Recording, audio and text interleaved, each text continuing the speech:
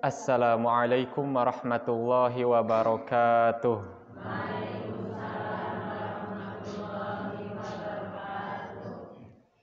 Sayang sekali ya yang nyender cuma sebagian.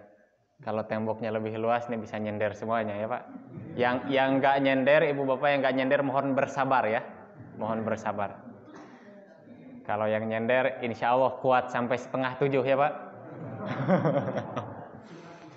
Alhamdulillahirabbil alamin wassalatu wassalamu ala Rasulillah amma ba'd. Kita bersyukur kepada Allah telah mengumpulkan kita di masjid yang insya Allah berkah ini, di musola Baitus Soleh. Betul Bu? Jadi musola rumahnya orang soleh ya gitu. Musola rumahnya orang soleh atau rumahnya Pak Soleh? Yang bangun Pak Soleh? Yang bangunnya dulu Pak Soleh Pak? Ada yang namanya Pak Soleh di sini? Oh iya ada.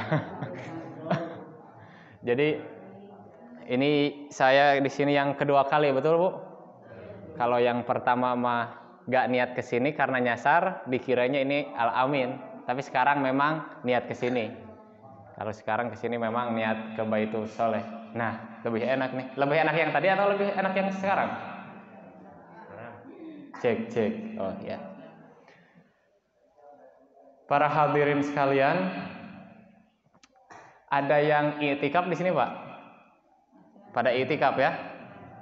Nah, salah satu dari cara, Bapak Ibu sekalian, salah satu dari cara yang paling utama yang tidak boleh ditinggalkan untuk kita kalau ingin mendapatkan Lailatul Qadar adalah dengan tidak meninggalkan sholat Isya dan sholat subuh berjamaah. Karena Rasulullah Shallallahu Alaihi Wasallam bersabda, "Man sholal Isya fi jama'atin faka'annama qoma nisfal lail." Barang siapa yang sholat Isya secara berjamaah, maka seakan-akan dia sholat atau dia berdiri qiyamul lail setengah malam. Wa man shollas subha fi jama'ah faka'annama qomal lail kullah. Dan barang siapa yang sholat subuh berjamaah, maka seakan-akan dia qiyamul lail semalam suntuk. Jadi salah kalau orang meninggalkan sholat Isya atau sholat subuh berjamaah walaupun dia qiyamul lail. Misalnya, oh gak apa-apa aku mah gak sholat subuh berjamaah juga, soalnya tarawehnya udah 3 jam aku mah. Ada di sini yang 3 jam tarawihnya Pak? Ibu-ibu berapa jam Bu? Biasa 4 jam ibu-ibu mah. Nah kalau di Masjid As-Siddiq Bu, di Masjid As-Siddiq tuh kita qiyamul lail jam 1, itu yang 3 juz. Jadi adalah 2 jam sampai 2 jam setengah. Kalau bapak-bapak ingin merasakan, mampir Pak ke Masjid As-Siddiq. Tahu gak Pak As-Siddiq Pak? Di setelah SMA kalau di sini. Setelah SMAN 1 Bawang, ada Masjid As-Siddiq di rest area. Nah di situ itu tarawehnya kita sampai 3 kali ba'da Isya taraweh. Nah itu yang biasa. Nah kemudian setelah beres jamaah itu, jamaah 1 juz, itu 1 jam. Nah pada tidur, terus jam 1 bangun, itu yang 3 juz. Udah pernah merasakan belum Pak? Nah itu minimal 1 kali seumur hidup lah Pak. Coba-coba ya. Coba-coba. Nah jadi gitu.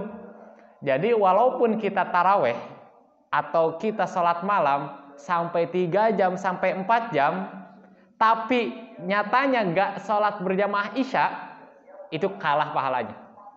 Kalah pahalanya sama orang yang berjamaah Isya. Apalagi sholat subuh. Orang qiyamul lail misalnya setengah malam pun, tapi dia gak sholat subuh berjamaah, rugi dia. Gak akan mungkin terganti. Kalau bisa terganti asalkan apa? Dia dari Isya sampai subuh qiyamul lail gak tidur-tidur. Itu baru bisa menggantikan. Baru bisa menggantikan pahala sholat subuh berjamaah. Walaupun tidak akan sempurna juga, tetap sholat subuh berjamaah itu yang utama.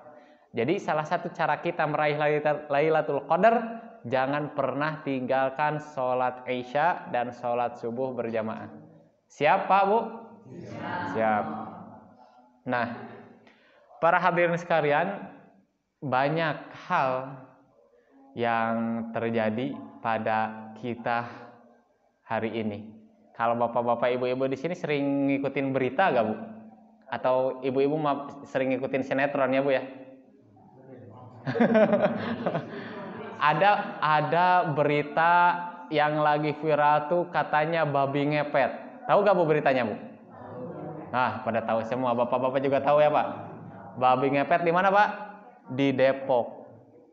Padahal setelah babinya ditangkap, terus disangka memang babi ngepet, terus disembelih, nyatanya apa, Bu? Nyatanya bukan babi ngepet, nyatanya babi beneran. Jadi terus akhirnya adalah yang klarifikasi. Itu saya yang beli babi sengaja katanya. Karena apa? Katanya karena pengen apa? Pengen terkenal katanya. Itu bilangnya dia. Jadi memanfaatkan situasi masyarakat, katanya banyak yang mengeluh hilang uang. Di sini bapak-bapak banyak yang hilang uang nggak, Pak? Nah, jangan nuduh babi ngepet, Pak. Siapa tahu istrinya, Pak. Siapa tahu istrinya. Jangan dulu nuduh-nuduh ke babi ngepet. Ini hilang duit di dompet. Wah, kayaknya babi ngepet. Ternyata istrinya yang ngambil.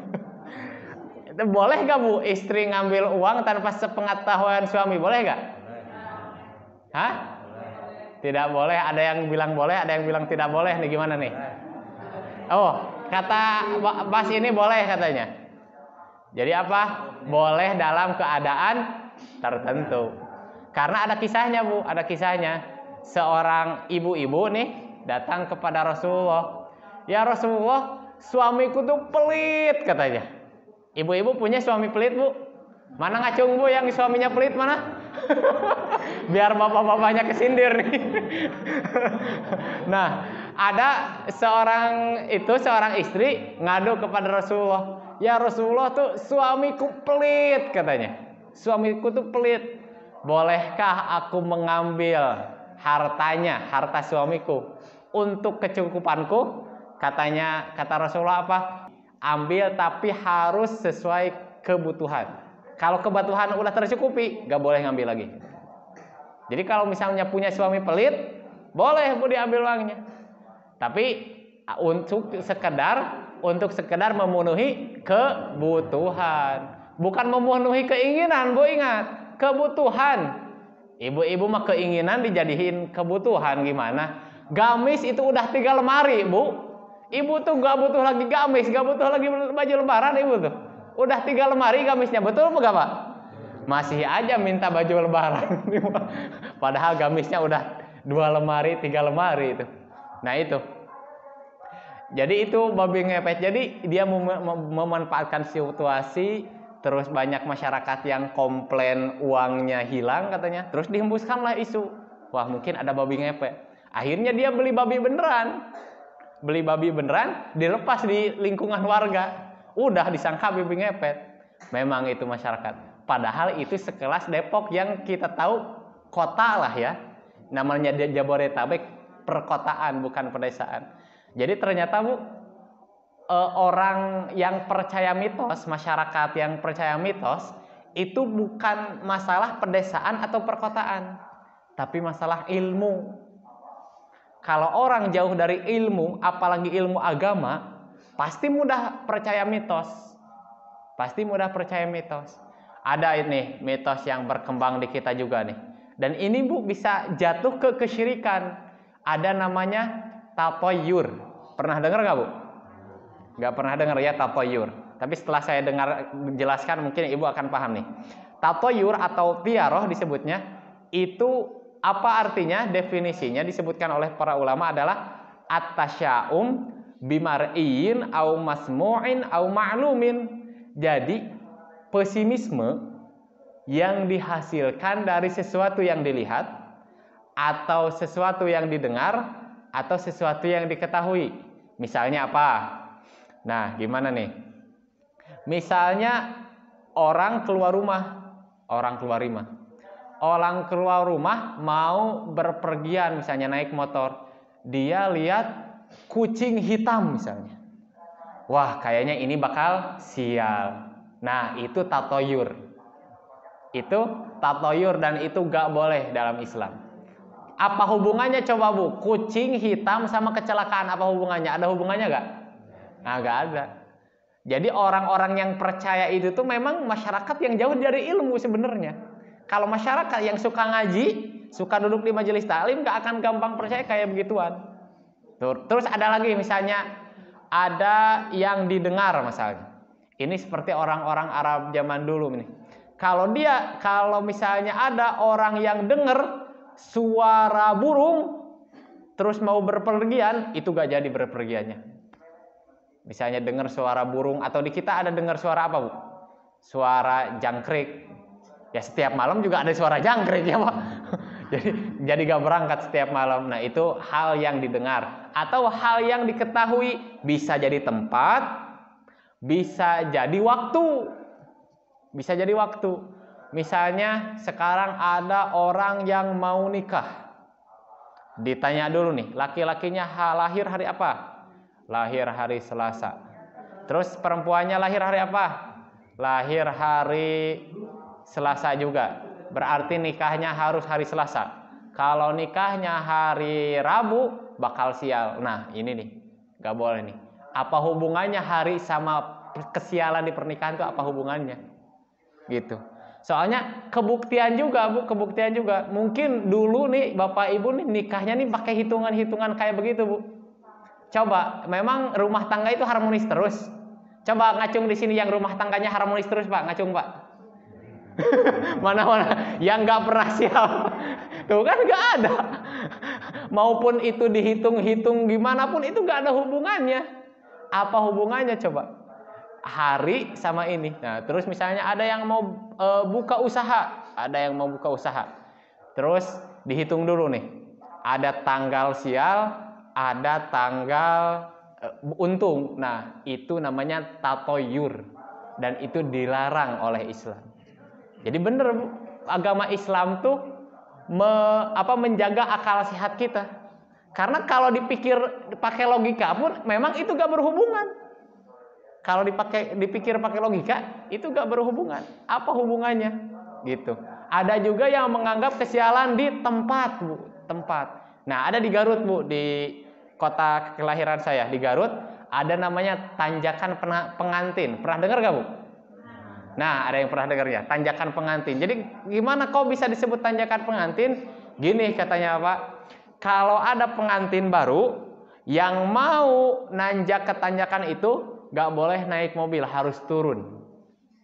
Harus turun, harus jalan kaki. Karena kenapa? Kalau dia tetap berkendaraan, bakal sial. Nah, apa hubungannya coba? Padahal mungkin mitos itu dibikin supaya apa? Supaya menjaga keromantisan doang mungkin. Karena biar romantis jalan berdua kan. Ibu-ibu dan bapak-bapak pernah jalan berdua Pak?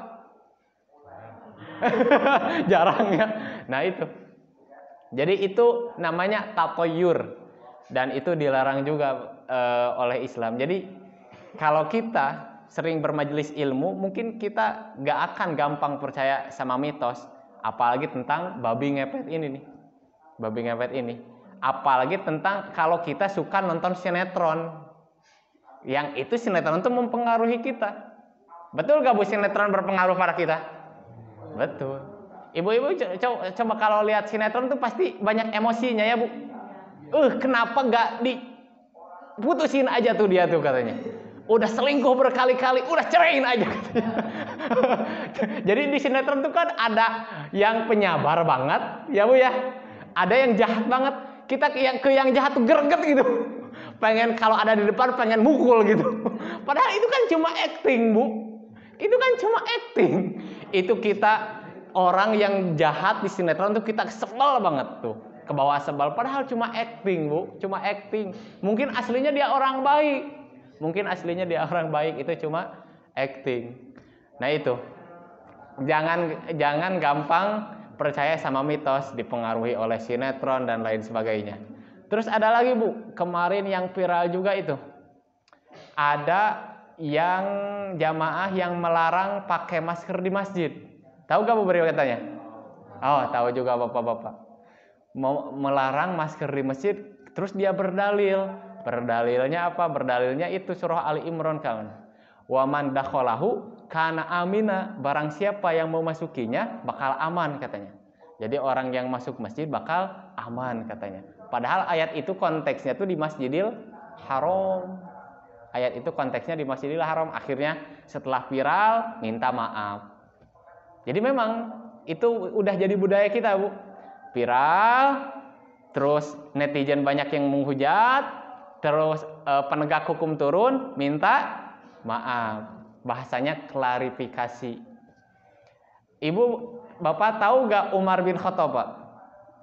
Nah, Umar bin Khattab. Meninggalnya itu di mana? Meninggalnya di mana? Tahu gak? Siapa yang tahu meninggalnya Umar bin Khattab ini di mana? Meninggalnya Umar bin Khattab itu, Bu, di masjid. Meninggalnya Umar bin Khattab di masjid. Dan bukan meninggal biasa-biasa, bukan masjid biasa, di Masjid Nabawi. Tahu Pak, Bu, Masjid Nabawi tahu? Di mana? Di Madinah. Di Mekah. Di Mekah mah bukan Masjid Nabawi. Masjid apa di Mekah? Al-Masjid Al-Haram. Kalau di masjid di Madinah Masjid Nabawi. Kalau di Binorong Masjid ya banyak lah ya. Ada berapa masjid di Binorong, Pak? Banyak ya, apalagi musholanya lebih banyak. Nah itu Umar bin Khattab tuh, dan meninggalnya tuh bukan lagi ceramah meninggal, Bu. Bukan lagi khutbah meninggal. Tapi apa? Dibunuh. Ditikam. Oleh siapa Mas ditikamnya, Mas? Pinter Mas ini udah. Besok Pak yang ngisi Mas ini, Pak. Udah, Pak. Nanti ke depan suruh ngisi, Pak. Abu Lu'lu'ah Al-Majusi. Abu Lu'lu'ah Al-Majusi dibunuh tuh Umar bin Khattab lagi ngimamin sholat, Bu. Lagi ngimamin sholat ditikam. Gitu. Jadi Bapak Ibu sekalian, yang namanya kematian ya, yang namanya kematian bukan dilihat dari cara matinya.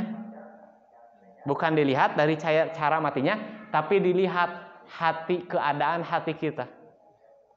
Walaupun kita matinya mengenaskan nih, misalnya kita naik motor, terus jatuh, terus kepala kita kelindes truk, jeger, terus pecah kepala kita.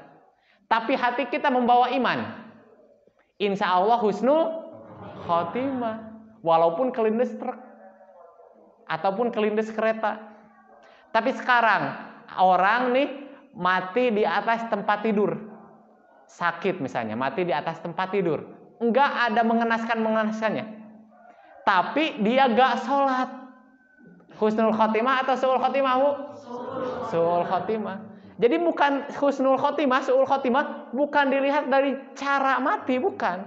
Mau dibunuh, mau kelindes, mau tenggelam, bukan dilihat dari cara itu. Tapi dilihat keadaan hati kita gimana, keadaan iman Islam dalam hati kita tuh gimana. Gitu. Jadi maupun cara gimana pun, yang penting kita punya iman, kita punya la ilaha illallah, insya Allah masuk surga, insya